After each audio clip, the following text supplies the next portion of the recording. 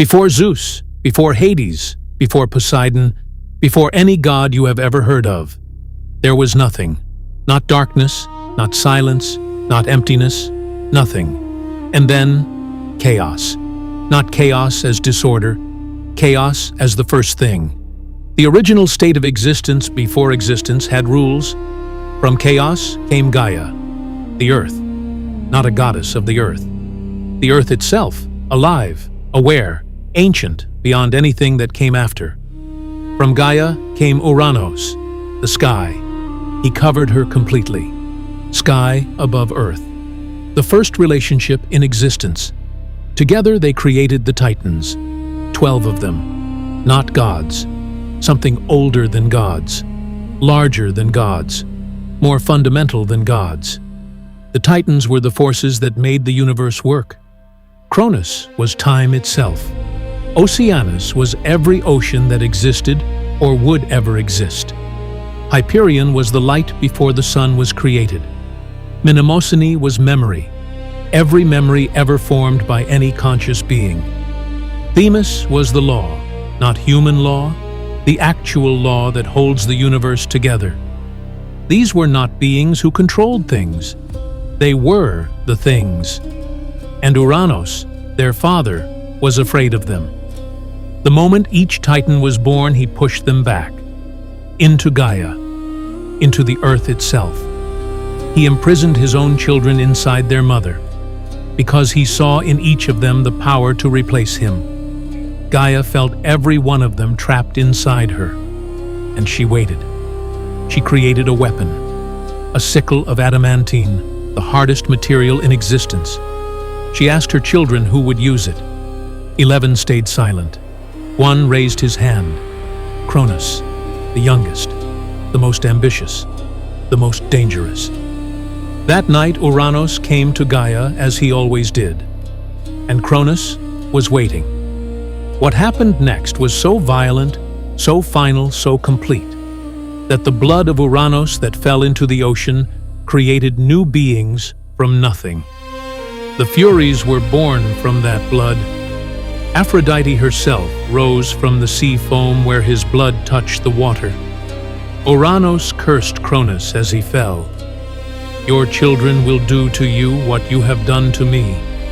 Cronus heard the curse and decided he would make sure it never came true. He was wrong.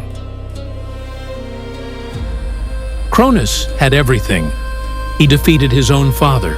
He freed his brothers and sisters. He ruled the universe. The Golden Age. That's what they called it. The Age of Cronis. Humans lived without pain, without war, without aging. The earth gave everything freely. Nobody suffered. Cronis ruled it all, and he was terrified every single day. Because of one sentence, "Your children will do to you what you have done to me." His wife was Rhea, another Titan, powerful, ancient, beautiful. When she became pregnant with their first child, Cronus made a decision, not a difficult one, not one he agonized over. He simply decided his children would never exist long enough to threaten him. Hestia was born first, goddess of the hearth. Cronis swallowed her the moment she arrived. Demeter, Hera, Hades, Poseidon, 5 children, 5 gods who would have ruled Olympus, swallowed, one by one, the moment they were born. Rhea watched every time. 5 times she held a child for a moment. 5 times that child was taken. After the 5th, she made her own decision. When the 6th child came, she wrapped a stone in cloth and handed it to Cronus. He swallowed it without looking. The real child was hidden, on the island of Crete, in a cave. Nymphs raised him. A divine goat fed him. Warriors outside the cave made noise with their shields every time the child cried, so Cronus would not hear. That child grew up knowing exactly what his father had done, knowing exactly what he had to do. When Zeus was ready, he returned. He found Cronus and gave him a drink, an emetic so powerful It forced Cronus to release everything he had swallowed. First came the stone. Then came 5 gods: Hestia, Demeter, Hera, Hades, Poseidon, alive, fully grown, fully divine, fully furious. 5 siblings who had spent eternity inside their father, meeting their brother for the first time. In the moment, their prison finally opened. Cronis had spent his entire reign trying to prevent one thing. He succeeded in doing nothing but guaranteeing it. Of all the punishments in Greek mythology, and there were many, none was more perfectly cruel than what happened to Atlas. Atlas was not just powerful. He was the Titan of endurance, of navigation, of astronomy. He was the one who taught humanity to read the stars. And he was the one who led the Titans in battle against Zeus. Not Cronus, Atlas. When the Titans lost, Zeus had a choice. He could destroy them. He could imprison them in Tartarus like the others. For Atlas, he chose something different. Something that used the very thing that made Atlas powerful against him: his endurance. Zeus condemned Atlas to stand at the western edge of the world and hold the sky on his shoulders. Not the earth. The sky. The weight of the entire celestial sphere. Every star. Every planet. The entire dome of heaven. Forever. Atlas could not put it down. Could not rest. Could not be relieved. The punishment that used his greatest strength as his eternal prison. Then came Hercules. On his 11th labor, he needed the golden apples of the Hesperides. Only Atlas knew where they were. Only Atlas could get them. So Hercules offered to hold the sky while Atlas retrieved the apples. Atlas agreed. For the first time in eternity, he put the sky down. He walked free. And when he came back with the apples, he told Hercules he would deliver them himself. He wasn't coming back. Hercules thought for a moment. Then he asked Atlas to hold the sky just for one moment, while he adjusted a pad on his shoulders. Atlas took the sky back. Hercules picked up the apples and walked away. Atlas has been standing there ever since, waiting for someone to offer to hold it again. Nobody has. Every god in Greek mythology looked at humans the same way. Small, temporary, insignificant, tools at best, entertainment at worst. One Titan saw them differently. Prometheus. His name means forethought, the ability to see what comes before it arrives. And what he saw when he looked at humanity was potential. Humans were cold, vulnerable, dying in the dark, while the gods lived in warmth and light on Olympus. Prometheus went to Olympus. He took fire.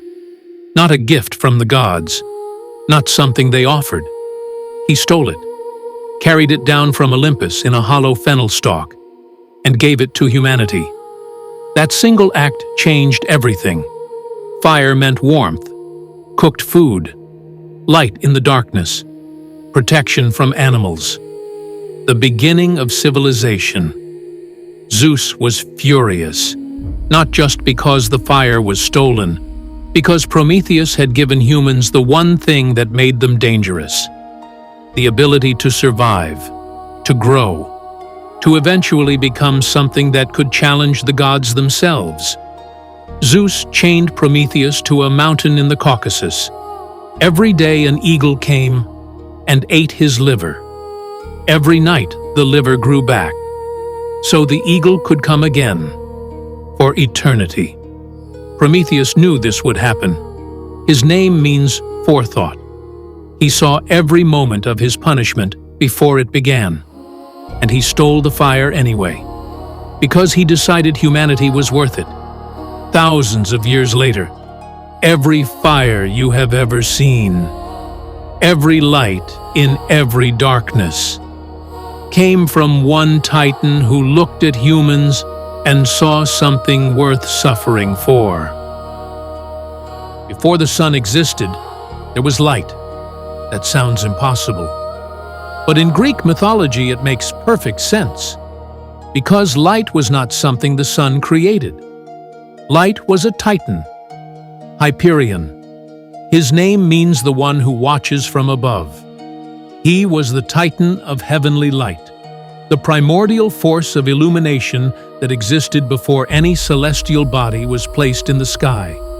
Hyperion and his sister Theia had 3 children, and those 3 children became the lights of the entire world. Helios, the sun itself. Every morning Helios drove his golden chariot across the sky from east to west. Not symbolically, literally. The sun moved because a titan drove it. Selene, the moon. Every night Selene drove her silver chariot across the dark sky. She fell in love with a sleeping mortal named Endymion, so completely that she asked Zeus to grant him eternal sleep, so she could visit him every night forever.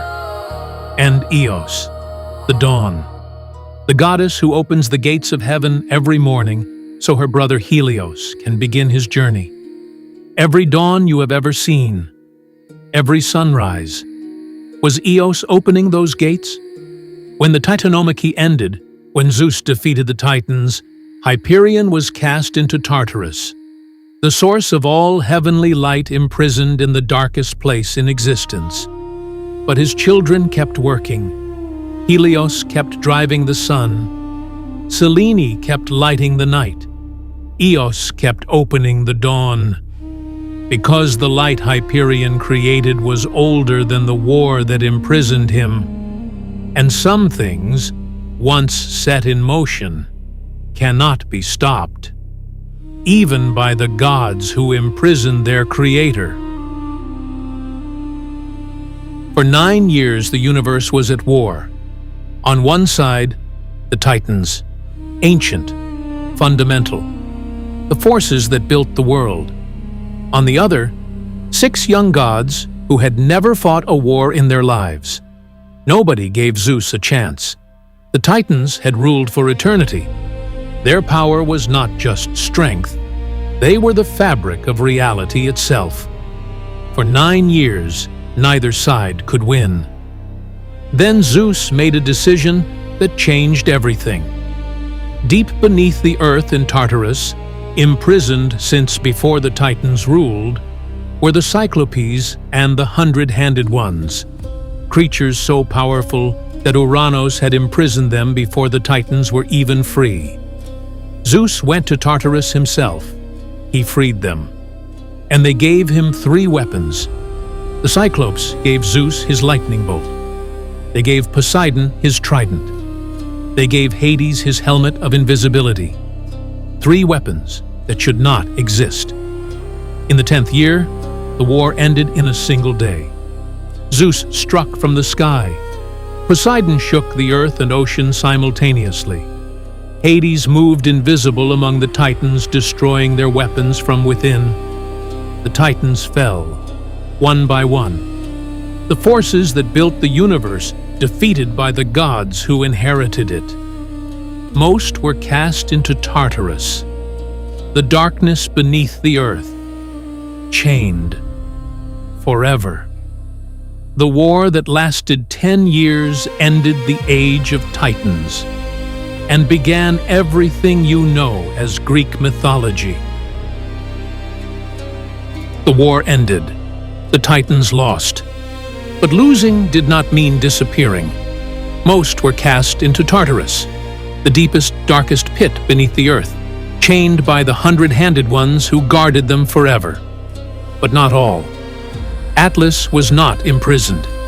He was given something worse, the sky, forever. Prometheus was not imprisoned for fighting against Zeus. He was punished for what he did after, stealing fire for humanity. His punishment was designed to last forever. It almost did. Cronus, the most dangerous father in mythology, was cast the deepest. Some versions say he was imprisoned in Tartarus. Others say Zeus eventually released him to rule the Elysian fields, the paradise for the heroic dead. The tyrant who swallowed his children, given paradise. Because in Greek mythology, even the worst fathers eventually get second chances. Oceanus, the titan of all oceans, was never imprisoned. He had not fought in the war. He simply continued being every ocean, as he always had, as he always will. The war ended the age of titans. But the titans themselves? They are still there, below everything, still fundamental, still the forces that make the universe work. We just stopped calling them gods and started calling them mythology. 3,000 years ago, the Greeks looked at the world and asked a question. Why does time keep moving, even when everything falls apart? Why does the sun rise even after the worst night?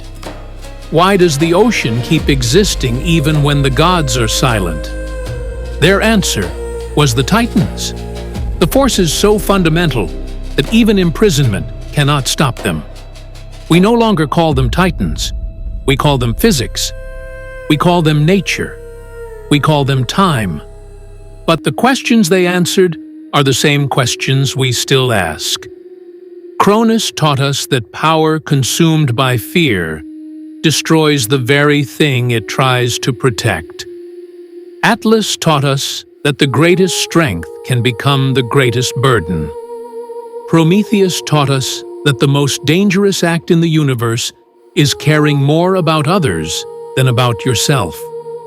Hyperion taught us that light existed before the sun, that illumination is not a thing, it is a force. And the Titanomachy taught us the hardest lesson of all. The old order always falls, not because it was wrong, but because something new needed room to exist. The Titans are not mythology. They are the questions humanity has always asked, dressed in armor, given names, and set in motion at the beginning of everything. They are still moving, right now, beneath everything you stand on.